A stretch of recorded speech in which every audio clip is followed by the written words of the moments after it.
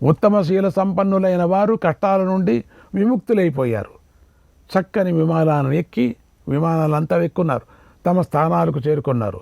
వ్యాస భగవానుడు ఆ సమయంలో ఎవరికి ఏ కోరిక కలిగితే ఆ కోరిక తీర్చాడు. ఎవరెవరు ఏమనుకున్నాడో మనసులో వాళ్ళందరికీ అది కనపడింది. పక్కవాడికి అది కనపడలే, నేనేమనుకున్నా నాకు అది కనపడింది. నా మొగుడు నాకు కావాలంటే మొగుడు కనపడ్డాడు. నా పుత్రుడు కావాలా అనుకుంది, మొగుడిని వదిలేసి పుత్రుడే కనపడ్డాడు. ఎవరెవరికి ఏమేమి అనుకున్నారో అది కనపడింది అక్కడ. అందరికీ ఆశ చూడాలని పాపం అందరూ పోగొట్టుకొని ఏడుస్తున్నారు కదా. కానీ అక్కడ వచ్చిన వాళ్ళంతా స్నేహంతో వచ్చారు, అంతా చేతులు పట్టుకున్నారు ఒకరికొకరు. అందరూ గుమిగూడి హాయిగా ఉన్నారు, అంతా నవ్వుతూ ఉన్నారు. అప్పుడు యుద్ధంలో మరణించిన ఆ రాజులు తిరిగి వచ్చారని విని నానా దేశాల్లోని ప్రజలు ఎంతో ఆశ్చర్యపోయారు, ఆనందించారు. ప్రేమైన వారితో వారు కలిశారు అనే ఈ కథను గురించి చక్కగా విన్న మానవుడు ఎప్పుడూ ఇహలోకంలో ప్రియాలను పొందుతాడు. అంతేకాకుండా సులభంగా ఇష్టమైన బంధువులతో సమాగమాన్ని పొందుతున్నారు. దుఃఖానికి వశుడు కాడు. ధర్మాత్ముడైన పండితుడు ఈ వృత్తాంతాన్ని విద్వాంసుడికి వినిపిస్తే ఇహలోకంలో యశస్సును, పరలోకంలో శుభగతిని పొందగలడు. ఓ రాజా, వేదాధ్యయనం చేసేవారు, తపస్సు చేసేవారు, సదాచారాలను పాటించేవారు, ఇంద్రియ నిగ్రహం కలవారు, దానాలు చేసి పాప విముక్తి పొందినవారు, సరళ స్వభావం కలవారు, పవిత్రులు, శాంతులు, హింస అసత్యాలను విడిచిపెట్టిన వారు, అలాగే ఆస్తికులు, శ్రద్ధావంతులు, ధీలుడైన మానవులు ఆశ్చర్యకరమైన ఈ పర్వం వింటే ఉత్తమగతిని పొందుతారు అన్నాడు వైశంపాయన మహర్షి. శ్రీకృష్ణాయ పరమాత్మనే నమః. ఎంత అద్భుతమైనటువంటి ఈ పర్వం ఇది. 34వ అధ్యాయం. సూతుడు శౌనకాది మహర్షులకు ఇలా చెప్తున్నాడు. ఓ మహర్షులారా, జనమేజయుడు ఇలా తన పితామహులందరూ రావటాన్ని పోవటాన్ని సంబంధించిన కథనంతా విని ఎంతో పరవశించిపోయాడు. వైశంపాయన మహర్షిని ఇలా అడిగాడు, నిజం కదా ఓ మహర్షి, శరీరాన్ని విడిచిపెట్టిన వారు మళ్ళీ అదే రూపాలతో ఎలా కనిపించారు? అప్పుడు వైశంపాయనుడు ఇలా చెప్పాడు, నీకు సహజమయ్యా రావటం. ఓ రాజా, సమస్త కర్మలు ఫలానుభవం లేకుండా నశించవు. జ్ఞాపకం పెట్టుకో. కర్మజాని శరీరాణి తథైవా కృతయో నృప. శరీరాలు కానీ ఆకారాలు కానీ చేసుకున్న ఆయా కర్మల వల్లే ఏర్పడతాయి. ఇంకొకరిని అనాల్సిన పని లేదు. మన కర్మ వల్లే ఈ శరీరం పుట్టింది. మనం చేసుకున్న కర్మ వల్లే మనకి ఇట్లా వియోగం కలుగుతూ ఉంటుంది. పతి వియోగం, పత్ని వియోగం, పుత్ర వియోగం, ఇవన్నీ ఉండి కూడా అనుభవించలేని వియోగం, ఇవన్నీ కలుగుతూ ఉంటాయి. మన కర్మ వల్ల అది. నువ్వు నీ కర్మను గురించి యోచన చెయ్యి. అది పోవటానికి ఏ సాధన చేయాలని గురువు దగ్గర మంత్ర ఉపదేశం చేసుకొని శాంతిగా ఉండు. ఇంకా కర్మం కట్టుకోవద్దు. అచ్చేశాడు, ఇచ్చేశాడు, ఇట్లయిపోయింది, అట్లయిపోయింది, ఎవరినో దూషించినట్టు దూషించకూడదు. భూతాధిపతి అయినటువంటి భగవంతుడిని ఆశ్రయించి ఉన్నందువల్ల మహాభూతాలు నిత్యులుగా ఉంటాయి. అవి నశించవు. అర్థమైందే? శరీరం నశించేప్పుడు అవి శరీరానికి మాత్రమే దూరం అవుతాయి, అంతేగాని అవి నశించవు. వెనకలే వస్తూ ఉంటాయి. కర్మ అనేది వెనకలు వస్తూ ఉంటుంది. అందుకని కర్మకు జాగ్రత్తగా ఉండాలా. దిన్నము మనం పోగు చేసుకోకూడదు కర్మను. ఒకరిని తిట్టి ఎందుకు, ఏం ప్రయోజనం? పెరిగిపోతూ ఉంటే చిత్రగుప్తులు రాసుకుంటూ ఉంటారయ్యా. నీ మీద ప్రేమతో చెప్తున్నానని చెప్పాడు ఇక్కడ వ్యాసభగవానుడు.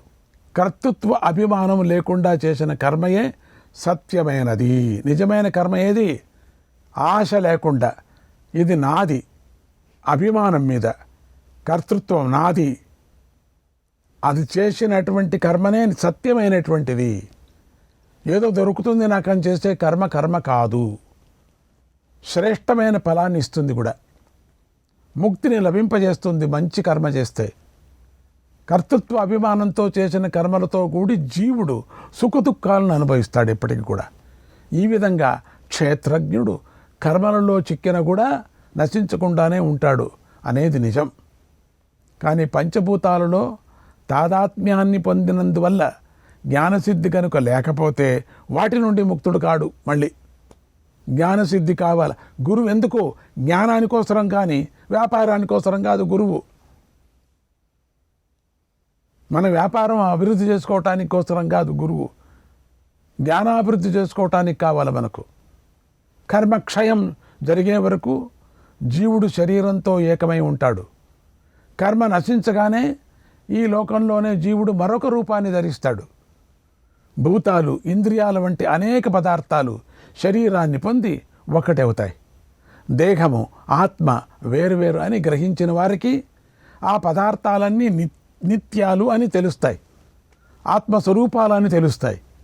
అశ్వమేధ యాగంలో అశ్వవధ జరిపినప్పుడు సూర్యంతే చక్షు వాతం ప్రాణాహ మొదలైన మంత్రాలను చదువుతారు. దీన్ని బట్టి శరీరుల ప్రాణాలు, ఇంద్రియాలు ఎప్పుడూ కూడా పరలోకంలోనే ఉంటాయని తెలుస్తుంది. కనుక రాజా, నీకు ఇష్టమైతే నీకు ఒక మంచి మాట చెబుతాను. యజ్ఞం ప్రారంభమయ్యే సమయంలో వినిపించే దేవయాన మార్గాలే నీకు తగినవి. నువ్వు యజ్ఞాన్ని ప్రారంభించినప్పుడు దేవతలు నీకు మేలు చేసేవారు అయ్యారు. దేవతలు ఇలా మైత్రిని చూపినప్పుడు వారు జీవులను పరలోకానికి వెళ్ళే సమయంలో అభిష్టలోకాలకు పంపిస్తారు. అర్థం చేసుకోండి, మళ్ళీ మళ్ళీ వినండి దీన్ని. కనుక నిత్యులైన జీవులు యాగాల ద్వారా పరలోక గతిని పొందుతారు అని. పంచభూతాలు నిత్యాలు, ఆత్మ నిత్యం. ఆ స్థితిలో ఆత్మకు దేహ సంబంధం ఉంది అని, జనన మరణాలు ఉన్నాయని భావించేవాడి బుద్ధి ప్రయోజనం లేనిది తెలుసుకోవాలా. ఇలా సత్యాన్ని తెలుసుకోవాలి. కనుక వియోగంలో తీవ్రంగా బాధపడేవాడు మూర్ఖుడు అని నా అభిప్రాయం. దాని నుంచి ప్రయోజనం వచ్చింది నీకు? వియోగంలో దోషాన్ని చూసేవాడు సంయోగాన్ని విడిచిపెట్టాలి. అసంగుడైన ఆత్మకు సంయోగాలు లేవు. అసలు నీ ఆత్మకు అవన్నీ లేవయ్యా, వదిలేసేవంతా కూడా. యోచన చేయొద్దు. ఎట్లా పడితే అట్లా కానీ చూస్తాం. దేవుడున్నాడనే ఒక నమ్మకంతో ఉండు, జీవించు. ఉందని భావించిన వాడు వియోగంతో పుట్టిన దుఃఖాన్ని తప్పకుండా అనుభవించవలసి వస్తుంది. జాగ్రత్త. తన పరభేదాన్ని మాత్రమే గ్రహించగలవారు అభిమాన దశను దాటి పైకి వెళ్ళలేరు, ఖండితం వెళ్ళలేరు, పైకి అక్కడే ఉండిపోతారు. ఆత్మాభిమానం కలిగిన అటువంటి వాళ్ళు, ఆత్మ ఎవరికి పరాయివాడు కాదు అని తెలిసినవాడు మాత్రమే ఉత్తమ బుద్ధిని పొందుతాడు. ఆ పురుషుడు అవ్యక్తం నుండి వచ్చాడు, మళ్ళీ అవ్యక్తంలోకి ప్రవేశించి లీనమయ్యాడు. అందుచేత అలాంటి ముక్తుడు గురించి నాకు తెలియదు, అతడికి నేను తెలియను.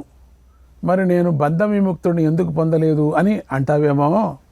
నాలో వైరాగ్యం లేదు, అందుచేత ముక్తుడి గురించి నాకు తెలియదు. ఏనకేన శరీరేణ ఏనకేన శరీరేణ కరోత్యయమనీశ్వరక కరోత్యయమనీశ్వరక తేన తేన శరీరేణ తేన తేన శరీరేణ తదవశ్య ముపాశ్నుతే తదవశ్య ముపాశ్నుతే మానసం మనసాప్నోతి మానసం మనసాప్నోతి శరీరంచ శరీరవాన్ శరీరంచ శరీరవాన్. పరాధీనుడైన జీవుడు ఏ శరీరంతో కర్మ చేస్తే ఆ శరీరంతోనే ఫలితాన్ని అనుభవిస్తాడు. మానస కర్మకు మనస్సుతోనే ఫలాన్ని పొందుతాడు, శరీర కర్మకు శరీరంతోనే ఫలాన్ని పొందుతాడు అన్నాడు వైశంపాయన మహర్షి. శ్రీకృష్ణాయ పరమాత్మనే నమః. 35వ అధ్యాయం. వైశంపాయన మహర్షి ఇలా చెప్పాడు: ఓ మహారాజా, ధృతరాష్ట్రుడు తన కుమారులను పుట్టినప్పటి నుంచి చూడలేదు. కానీ వ్యాసమహర్షి అనుగ్రహంతో పుత్రులను చూశాడు. ఆహా, ఎంత అదృష్టం! ధృతరాష్ట్రుడు ఎందుకంటే గాంధర్వుడు కదా, ధృతరాష్ట్రుడు రాజధర్మాలను విన్నాడు, రాజధర్మాలంతా విన్నవాడు. బ్రహ్మోపనిషత్తును ఉపదేశంగా పొందాడు కదా, అప్పుడు మనం చెప్పుకున్నాం కదా. నిశ్చలమైన బుద్ధి కూడా పొందాడు కదా. బుద్ధివంతుడైన విదురుడు తన తపోబలంతో సిద్ధిని పొందాడు. కానీ ధృతరాష్ట్రుడు వ్యాసుణ్ణి ఆశ్రయించి సిద్ధిని పొందాడు అన్నాడు. అప్పుడు జనమేజయుడు ఇలా అడిగాడు, ఓ రాజా, వ్యాస మహర్షి వరాలు ప్రసాదిస్తాడు. నా పితామహులకు దివ్య దర్శనాన్ని చూపించినట్లుగానే నాకు కూడా నా తండ్రిని చూపించాలి. నా తండ్రి కూడా అదే రూపంతో, అదే వేషంతో, అదే వయస్సుతో చూపించాలి. అప్పుడే నేను నువ్వు చెప్పినదంతా నమ్ముతాను. నాకు ప్రియమైనది లభిస్తుంది. ఈయన కూడా చాలా పెద్ద యాజ్ఞికుడు, యజ్ఞం చేశాడు, సామాన్యమేం కాదు. నేను కృతార్థుడిని అవుతాను, నిశ్చయ జ్ఞానాన్ని పొందుతాను. అదిగాక తాత ముత్తాతలు కదా, ఆ వ్యాసముని అనుగ్రహంతో నా కోరిక కూడా తీరుగాక అన్నాడు. వెంటనే వ్యాస మహర్షి పరీక్షిత్తుకు అక్కడికే రప్పించేశాడు పరీక్షిత్తును. అప్పుడు పరీక్షిత్తు అదే రూపంతో, అదే వయస్సులో ఉన్నాడు. ఆయన స్వర్గం నుండి వచ్చాడు, తేజస్సుతో వెలిగిపోతున్నాడు. తన తండ్రిని జనమేజయుడు చూశాడు. ఆయనతో పాటు ఉన్న శమీక మహర్షిని, ఆయన కుమారుడైన శృంగిని, మంత్రులను కూడా జనమేజయుడు చూసి ఆశ్చర్యపోయాడు. ఆ తర్వాత ఎంతో ఆనందించాడు. అవభృత స్నానం చేసే సమయం అయింది. అప్పుడు జనమేజయుడు ముందుగా తండ్రికి నమస్కరించాడు. తర్వాత తాను స్నానం చేశాడు. స్నానం చేయించాడు, తండ్రికి స్నానం చేయించాడు. ఆ తర్వాత తాను స్నానం చేశాడు. అనంతరం జనమేజయుడు చూస్తూ ఉండగానే పరీక్షిత్తు అంతర్ధానం అయిపోయాడు. ఆది పర్వంలో జనమేజయుడు యాగాన్ని ప్రారంభించాడు. ఆ యాగం మధ్యలో విరామ సమయంలో మహాభారత కథను చెప్పమని అక్కడికి వచ్చిన వ్యాస మహర్షిని ప్రార్థించాడు. ఆయన వైశంపాయన మహర్షిని చెప్పమన్నాడు. ఇప్పటికీ ఆ యాగం పూర్తి అయింది. ఇక చివరి ఘట్టాలు మాత్రమే మిగిలి ఉన్నాయి. వాటిని కూడా విందాం. ఇది మొదట్లో వాళ్ళ యజ్ఞం ఇది జరుగుతూ ఉండేది. దాని మధ్యలో మహాభారతం వచ్చింది.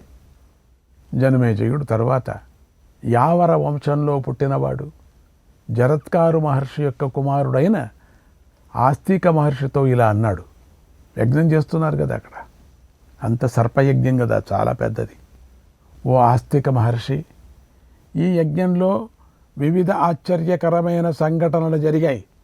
ముందుకు వెళ్ళండి, జ్ఞాపకం వస్తుంది మీకు.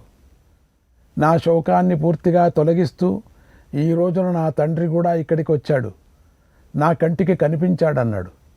అప్పుడు ఆస్తికుడు ఇలా అన్నాడు, ఓ మహారాజా, వ్యాస మహర్షి ప్రాచీనుడైన తపోనిధి. ఈ యజ్ఞం ఆయన సమక్షంలో జరుగుతోంది కనుక యజమానివైన నువ్వు ఇహపర లోకాలను గెలుచుకున్నట్లే లెక్క. ఓ పాండవనందనా, నీ ద్వారా నేను కూడా విచిత్రమైన కథను విన్నాను. ఈ యజ్ఞంలో పాములన్నీ కాలిపోయాయి. నీ తండ్రి ఉన్న లోకాలకే చేరాయి అవన్నీ కూడా. ఓ రాజా, నువ్వు సత్యవంతుడివి కనుక ఆ తక్షకుడు అతి కష్టం మీద తప్పించుకున్నాడు. ఋషులందరూ పూజలు అందుకున్నారు. మహాత్ముడైన వ్యాస మహర్షి ఎంతటి గొప్పవాడో తెలుసుకున్నావు. మేము తెలుసుకున్నాం. పాప వినాశకరమైన ఈ కథను విని నువ్వు విస్తారమైన ధర్మాన్ని పొందావు. నీ వల్లే మేము పొందాము. ఉదార హృదయం గల సజ్జనులను దర్శించటంతోనే హృదయంలోని చిక్కుముడి విడిపోయింది. ధర్మపక్షాన్ని ఆశ్రయించేవారు, సత్ప్రవర్తనతో నడవాలని కోరుకునేవారు తమ దర్శన మాత్రంతోనే పాపాన్ని పోగొడతారు. అటువంటి మహాత్ములైన వ్యాస మహర్షులకు నువ్వు నమస్కారం చెయ్యి అన్నాడు. అలా ఆస్తిక మహర్షి అనగానే జనమేజయుడు ఆ వ్యాస మహర్షికి నమస్కారం చేశాడు. అనేక పర్యాలు ఆ మహర్షిని పూజించి సత్కరించాడు. ఆ తర్వాత ధర్మాత్ముడైన ఆ జనమేజయుడు వైశంపాయనుడి ఆశ్రమ వాస కథా విశేషాన్ని గురించి చెప్పమని అడిగాడు. అన్నాడు శౌనకాది మహర్షులతో సూతుడు. శ్రీకృష్ణాయ పరమాత్మనే నమః. 36వ అధ్యాయం. జనమేజయుడు వైశంపాయన మహర్షిని ఇలా అడిగాడు. ఓ మహర్షి, వ్యాస మహర్షి అనుగ్రహంతో ధృతరాష్ట్రుడు, ధర్మరాజు పుత్రులను, పౌత్రులను, బంధువులను చూసిన తర్వాత ఏం చేశారో చెప్పండి అని అడిగాడు. వైశంపాయనుడు ఇలా చెప్పాడు. ఓ రాజా, అలా పుత్రులను చూడటం అనేది మహా ఆశ్చర్యకరమైన ఘటన. దానిని ధృతరాష్ట్రుడు చూశాడు. శోకాన్ని విడిచి తన ఆశ్రమానికి వెళ్ళాడు. ఇతర ప్రజలు మహర్షులు ధృతరాష్ట్రుడి అనుమతి తీసుకొని వారికి ఇష్టమైన చోటుకి వెళ్ళిపోయారు. శోకాన్ని వదిలేశాడు. ఇక మహాత్ములైన పాండవులు బాగా తక్కువ సేనతోనూ భార్యలతో కలిసి ధృతరాష్ట్రుడి దగ్గరకు మళ్ళీ వెళ్ళారు. అప్పుడు వ్యాస మహర్షి కూడా ఆశ్రమానికి వెళ్ళి ధృతరాష్ట్రుడితో ఇలా అన్నాడు: ఓ ధృతరాష్ట్ర, నువ్వు ప్రాచీన ఋషులు చెప్పిన వివిధ కథలన్నీ విన్నావు కనుక మనస్సులోని శోకాన్ని తొలగించుకో. వివేకైన వాడు ప్రారబ్ధ విధికి దుఃఖించడు. దేవదర్శనం గల నారదుడి ద్వారా నీవు దేవరహస్యాన్ని కూడా విన్నావు. ఆ వీరులందరూ క్షత్రధర్మాన్ని పాటిస్తూ శస్త్రాల దెబ్బలతో పవిత్రులయ్యారు, శుభగతిని పొందారు. ఇప్పుడు నీ కుమారులందరూ స్వర్గంలో ఉన్నారు, హాయిగా ఉన్నారు. వారిని నువ్వు చూశావు కదా. ధర్మరాజు తన సోదరులతో అందరితోనూ, భార్యలతోనూ, బంధువులతోనూ, ఆత్మీయులతోనూ కలిసి నీ సేవ చేయాలని సిద్ధంగా ఉన్నాడు. కనుక ఇతడిని విడిచిపెట్టు, నగరానికి వెళ్ళనివ్వు, రాజ్యాన్ని పరిపాలించనివ్వు. అరణ్యవాసానికి వారు వచ్చి 1 రోజులు దాటిపోయాయి. ఇక్కడే ఉండిపోవాలనుకున్నాడు. అన్యాయంగా పంపించేశాయి.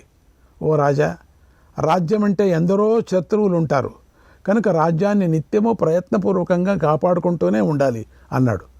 ఆ మాటలు విని ధృతరాష్ట్రుడు ధర్మరాజును పిలిపించి ఇలా అన్నాడు: ఓ అజాతశత్రు, నువ్వు నా మాట విను. నీ అనుగ్రహం వల్ల ఇప్పుడు మమ్మల్ని శోకం పీడించడం లేదు, మేమెవరూ వేడ్చడం లేదు, ఇక సంతోషంగా ఉన్నాం. అబ్బా, ఎన్ని రోజులకు ధృతరాష్ట్రుడు నోటి నుంచి వచ్చిన మాట ఇది. కనుక ఓ కుమారా, నేను నీ వంటి రక్షకుడిని పొందాను, నీతో కలిసి ఉన్నాను. గతంలో హస్తినాపురంలో లాగా నేనెంతో ఆనందంగా ఉన్నాను. ప్రియమైన వారి సేవలను పొందుతున్న నీ ద్వారా నేను పుత్రఫలాన్ని పొందాను, పుత్రులను దర్శించగలిగాను. కనుక నీ మీద నాకెంతో ప్రీతి, నాకు సంతోషంగా ఉంది. శ్రీకృష్ణాయ పరమాత్మనే నమః.